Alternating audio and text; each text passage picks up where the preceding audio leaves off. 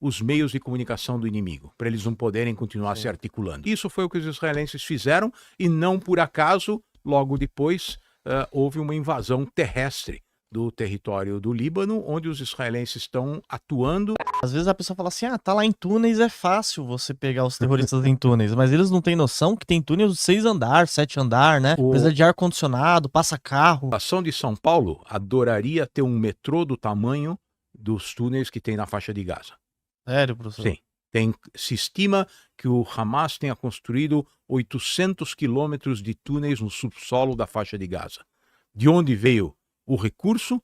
Veio das organizações internacionais que forneceram recursos ao longo dos últimos quase 20 anos para que o Hamas administrasse a faixa de Gaza, melhorasse a condição de vida da população, construísse moradia decente para a população, criasse uma indústria de base, melhorasse a condição da agricultura, inclusive para poder exportar da faixa de Gaza para a Europa, como os israelenses faziam quando estavam lá até 2005. Outra coisa que o público não sabe, em 2005, os israelenses saíram da faixa de Gaza, um território que eles tinham conquistado em 1967.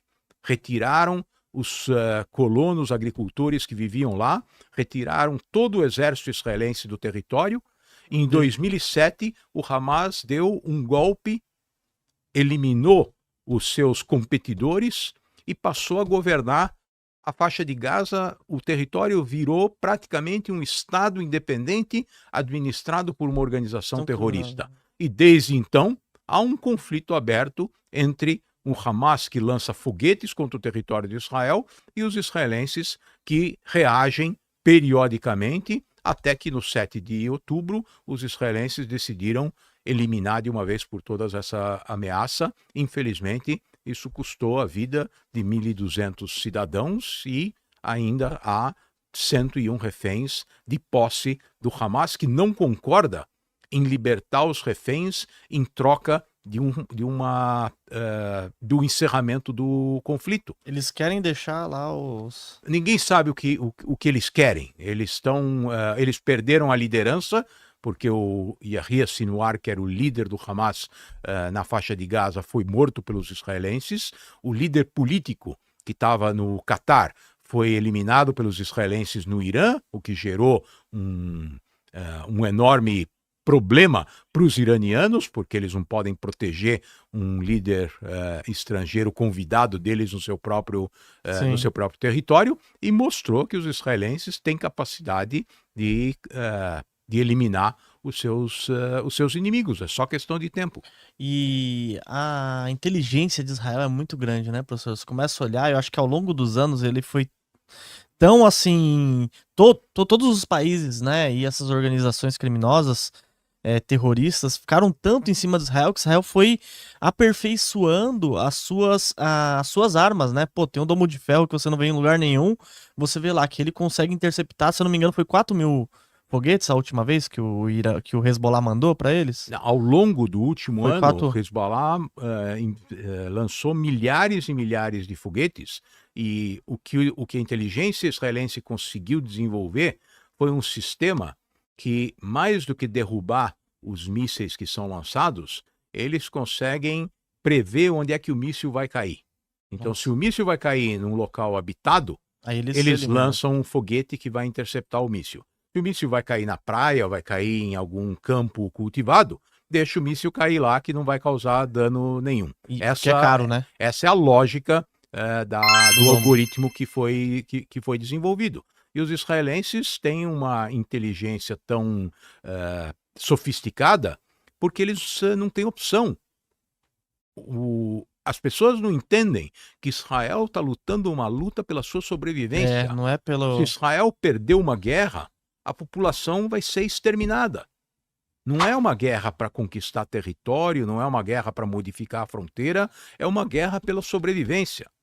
E por isso, o mundo inteiro deveria entender que essa é uma ameaça que não é só contra Israel. São os valores das democracias ocidentais que estão em jogo. Esses fundamentalistas islâmicos, eles não querem que o mundo continue a existir da forma como existe. Eles querem impor os seus valores, eles querem que as mulheres cubram a cabeça, eles querem que as meninas de 12 anos sejam entregues para casar, às vezes com gente da minha idade. É o califado? O que esses fundamentalistas islâmicos propõem é um retorno do califado, que foi o que o Estado Islâmico conseguiu implantar nas regiões do Iraque e da Síria quando eles atuaram naquela área. E os americanos, e curiosamente, os americanos, os russos e até os iranianos mandaram soldados para impedir que esse grupo terrorista conseguisse continuar controlando aquela área, porque aí há um interesse comum de destruir um grupo terrorista e cada um dos participantes desse grupo tem seu próprio interesse. Os iranianos querem exercer a sua própria influência na região, os russos sabem que o fundamentalismo islâmico é um problema, porque eles têm províncias habitadas por muçulmanos que muitas vezes são fundamentalistas islâmicos no seu próprio território, e os americanos têm a experiência do 11 de setembro que eles não querem repetir. Então o Israel está lutando uma guerra para o mundo, né? Se você for analisar, né? Para o mundo ocidental, né? Exatamente, e é por isso que é tão difícil para quem conhece o que está acontecendo, é difícil entender, Como tem primeiro, gente que defende, esses né? protestos contra o direito de Israel de se defender e muitas vezes até ações como um embargo de armas que os israelenses precisam para se posicionar como um bastião de defesa dos valores ocidentais. E, professor, Israel, eu não sei, eu vendo desse lado aqui, não sou especialista em nada, mas você vai dar uma visão melhor, né? Essa operação dos pagers que Israel fez, na minha visão, eu acho que, tipo assim, eles conseguiram implementar psicologicamente uma coisa na cabeça de todos os terroristas ali do grupo e de outros também, um ataque psicológico e também assim, eles voltaram para a Idade da Pedra. Porque o que foi que aconteceu? Conta pra gente, dá um contexto que Então, você vai... é um pouco mais simples do que isso, ainda que a história vai certamente virar um filme de espionagem que vai bater todas as bilheterias. O que aconteceu no período mais recente foi o seguinte: o Hezbollah foi criado em 1982. É um instrumento da influência iraniana na costa do Mediterrâneo. Os iranianos querem exportar uma revolução xiita, que é uma ideia baseada no fundamentalismo islâmico, e eles têm um grupo no sul do Líbano que representa os seus interesses. O que foi que aconteceu ao longo dos últimos 40 anos? Houve uma intensificação desse confronto entre o Hezbollah e Israel, porque o objetivo do Hezbollah, da mesma forma como o do Hamas, é destruir o Estado de Israel. É para isso que eles existem, com o objetivo de destruir o Estado de Israel, recebendo o apoio do Irã. Então, esse confronto, que já dura mais de 40 anos, agora chegou numa etapa muito intensa, desde o dia 8 de outubro, porque o Hezbollah passou a lançar mísseis diretamente contra o território israelense. Os membros do Hezbollah, tanto na alta cúpula quanto os combatentes, costumavam se comunicar como todos nós nos comunicamos. Pega o celular, cria um grupo de WhatsApp e combina o que vai fazer. Vamos atacar um local, vamos nos reunir para organizar alguma coisa. Os israelenses, que têm tecnologias muito desenvolvidas, conseguiram rastrear as comunicações do Hezbollah. Então o Hezbollah decidiu deixar de usar os celulares e passar a se comunicar através dos pagers, porque um pager utiliza um sinal que não é o mesmo sinal utilizado pelo Hezbollah, não dá para captar nas antenas do celular o que os pagers estão fazendo, né? Nem onde eles estão, nem o que eles estão dizendo. Então, numa operação planejada de muito longo prazo, assim que os israelenses descobriram que o Hezbollah estava usando pagers, eles criaram uma empresa na Hungria, montaram uma fábrica de pagers, que era uma subsidiária de uma fábrica asiática, e conseguiram comercialmente convenceu o Hezbollah de que aqueles pagers húngaros eram Os melhores, o melhor a melhor opção. o melhor custo-benefício do mundo. E o Hezbollah encomendou pagers de uma fábrica na Hungria que ninguém sabia que era uma fachada do serviço secreto israelense. Que é do Mossad? O Mossad israelense. Essa fábrica produziu os pagers, colocou explosivos dentro dos pagers. Então, se você abre aquele pager em algum lugar, embaixo da bateria, tem uma camada de explosivo que não mata, mas é suficiente para incapacitar a pessoa que está com ele. Então, esses pagers que eram usados para organizar as atividades de um grupo terrorista, num determinado momento, todos eles explodiram. Quem tinha os pagers recebeu uma mensagem com algum tipo de urgência, e na hora que pegou o pager para ver a mensagem, o pager explodiu simultaneamente. Mais de 2.000 aparelhos explodiram nas mãos dos terroristas, além de alguns outros elementos, como, por exemplo, o embaixador iraniano no Líbano foi atingido por uma dessas explosões. Por quê, né? Então já começa a imprensa internacional dizer que os civis foram atingidos. Não, mas por que o embaixador do Irã no Líbano, que é um civil, estava com um pager usado nas comunicações de um grupo terrorista? Olha. Tem mais é que ser atingido. Disseram que uma criança, infelizmente, foi atingida porque estava levando o pager para o pai.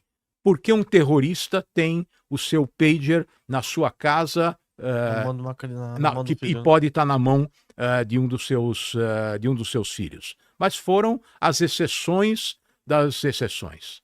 E depois que os pagers foram destruídos, Israel destruiu também os walkie-talkies, porque o Hezbollah substituiu uma parte dos celulares por rádios que permitiam a comunicação entre os seus líderes. Esses também explodiram, e aí o caso é sempre mais grave, porque um walkie-talkie pode levar uma carga explosiva muito maior do que um pager. E para coroar essa operação, os líderes do Hezbollah, que não tinham sido inutilizados ou incapacitados, se reuniram num bunker em Beirute, num prédio em Beirute. Os israelenses descobriram onde era essa reunião, foram lá e bombardearam a reunião e mataram todo mundo que estava presente. E essa é a mensagem que esses terroristas deveriam receber e entender. Se eles se organizam para atacar a população israelense através de atos terroristas ou através do lançamento de mísseis ou qualquer outro meio que eles venham a utilizar, eles estão condenados à morte. O líder do Hezbollah foi assassinado, o seu substituto foi assassinado, o terceiro foi assassinado, e agora tem um novo líder que não sabe quanto tempo vai viver.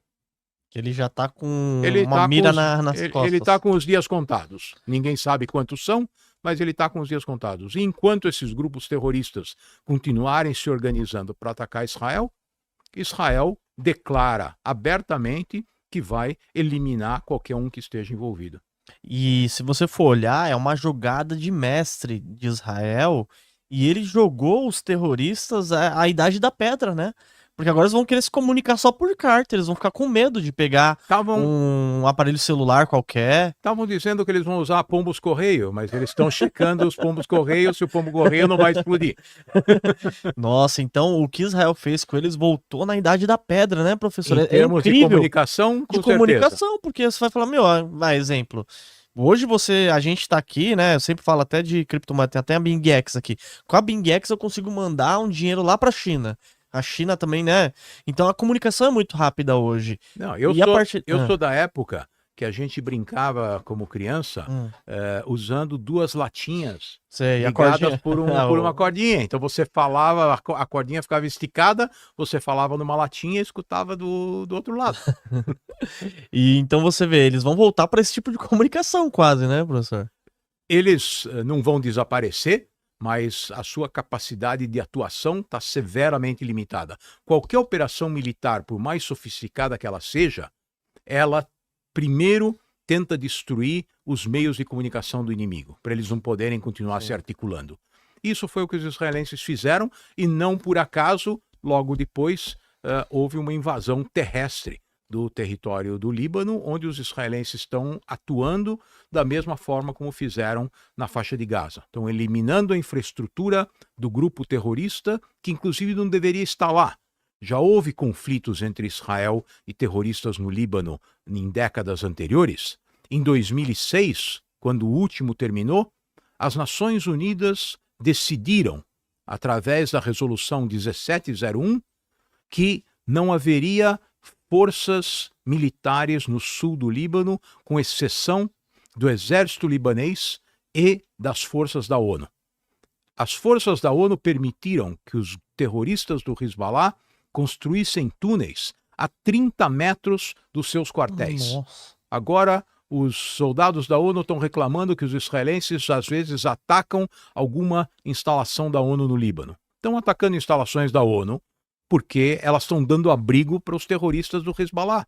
E a ONU precisa entender que se há conivência com atividades terroristas, eles vão pagar o preço da mesma forma que a organização terrorista está pagando. Nossa, hein, professor, você tá dando uma aula pra gente aqui que você não encontra em lugar nenhum, né? Isso daí, essas informações que você dá, você não vai ver em mídia nenhuma, gente. Para analisar ações, BDRs, fundos imobiliários, acesse a plataforma do Investidor 10. Inclusive, para você gerenciar a sua carteira, saber quanto de dividendos você vai receber. Inclusive, eu deixei a carteira da minha filha, a Laurinha, ela tem 3 anos e já invisto para ela. Todos os ativos tá no link aqui embaixo.